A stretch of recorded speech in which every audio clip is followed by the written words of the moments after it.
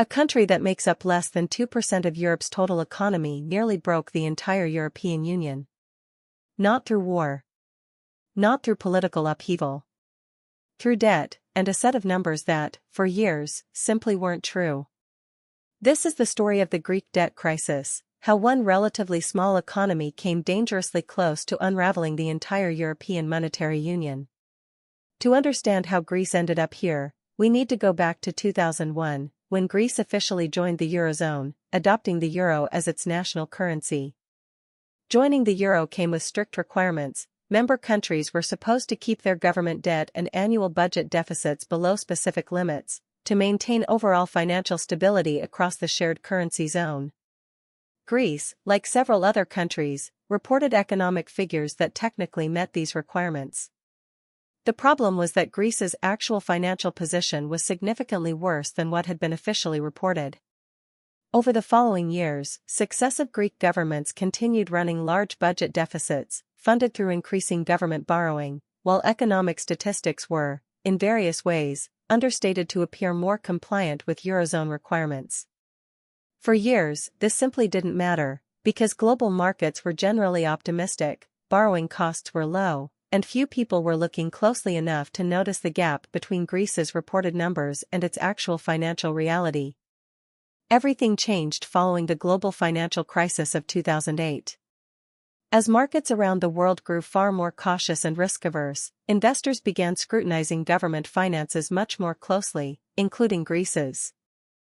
In late 2009, a newly elected Greek government made a shocking admission: the country's actual budget deficit was far larger than previously reported, roughly double what earlier governments had officially disclosed. This revelation sent immediate shockwaves through international financial markets. Almost overnight, international investors lost confidence in Greece's ability to repay its debts. The cost for Greece to borrow money, reflected in the interest rates on its government bonds, skyrocketed, since lenders now demanded much higher returns to compensate for the increased risk of lending to a country whose numbers clearly couldn't be trusted. By early 2010, Greece found itself in an impossible position. It needed to borrow more money just to cover its existing obligations, but the market had made borrowing prohibitively expensive. Here's the part of this story that made it so much bigger than just one country's financial trouble. Greece shared a currency, the euro, with 18 other nations. Unlike a country with its own independent currency, Greece couldn't simply devalue its own money to make its debts easier to manage or its exports more competitive. That decision was tied to the entire eurozone collectively. This meant a Greek default risked directly destabilizing the euro itself, and by extension, the broader European banking system, since many major European banks held significant amounts of Greek government debt. There were also genuine fears about contagion, the same kind of chain reaction fear that had driven the 1997 Asian financial crisis.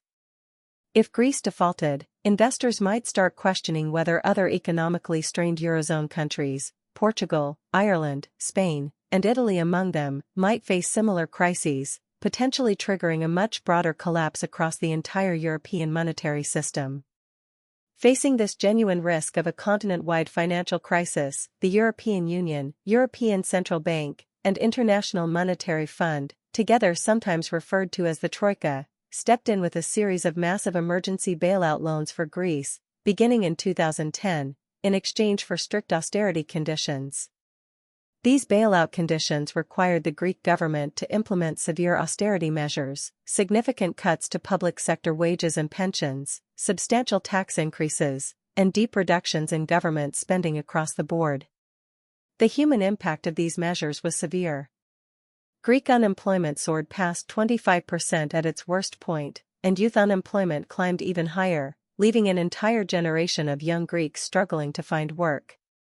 Public sector wages and pensions were cut dramatically, and Greece's overall economy contracted by roughly a quarter over the following several years, an economic decline comparable in scale to the Great Depression in the United States.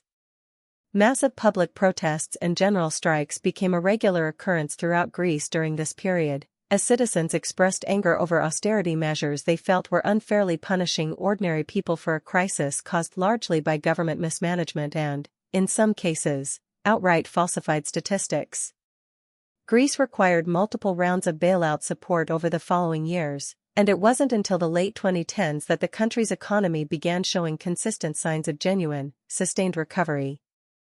Here's what makes the Greek debt crisis worth understanding. Even years later, it exposed a fundamental tension at the heart of any shared currency system. What happens when one member's financial mismanagement threatens the stability of everyone else who shares that currency with them?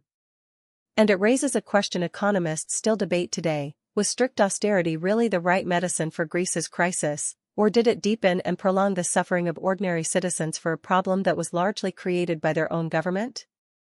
So here's what I want to know. Do you think Greece should have been allowed to default and leave the eurozone entirely, rather than accepting years of harsh austerity conditions? Tell me your take in the comments. This remains one of the most contested economic debates in modern European history.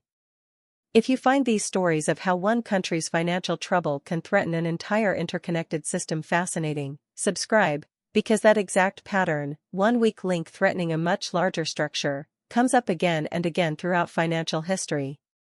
And if you want to see the same kind of regional contagion play out on an even larger scale, across 7 different countries almost simultaneously, watch this video next on the 1997 Asian financial crisis.